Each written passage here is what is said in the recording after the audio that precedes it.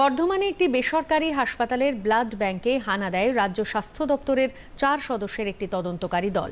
১৯ নম্বর জাতীয় সড়কের পাশে বাম চাঁদাইপুরে অবস্থিত ওই বেসরকারি হাসপাতালের ব্লাড ব্যাংকে গতকাল আকস্মিক পরিদর্শনে যায় বর্ধমানের ডেপুটি সিএমওইচ ডক্টর সুনেত্রা মজুমদারের নেতৃত্বে একটি তদন্তকারী দল। পরিদর্শনের সময় ব্লাড ব্যাংক কর্তৃপক্ষের কাছে গত 6 মাসের রক্ত সংগ্রহ, সংরক্ষণ, বিতরণ এবং লেনদেন সংক্রান্ত সমস্ত নথি ও রেকর্ড তলব করা হয়। প্রায় 4 ঘন্টার ম্যারাথন তল্লাশিতে কাগজপত্রে অসঙ্গতি ধরা পড়ে। দুদিনের মধ্যে রিপোর্ট জমা নির্দেশ দিয়েছে স্বাস্থ্য দপ্তর।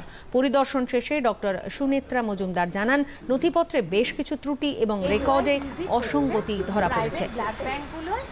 বিভিন্ন তাদের কোয়ালিটি কন্ট্রোল, তাদের কাগজপত্র, তাদের ফিনান্সিয়াল, এই ভিজিটটা ইন জেনারেল স্টেটের প্রত্যেকটা জেলায় হচ্ছে। We came here for supportive supervision.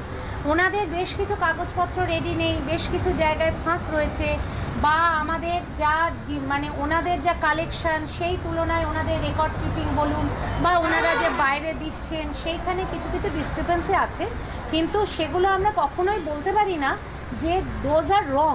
তো আমরা ওনাদের কাগজপত্র, ডকুমেন্টস যা যা পেয়েছি নিয়েছি। কিছু কাগজপত্র আমরা পাইনি, আমরা রিকুইজিশন দিয়েছি। দুদিনের মধ্যে ওনারা বলেছেন আমাদের অফিসে ওনারা পৌঁছে দেবেন।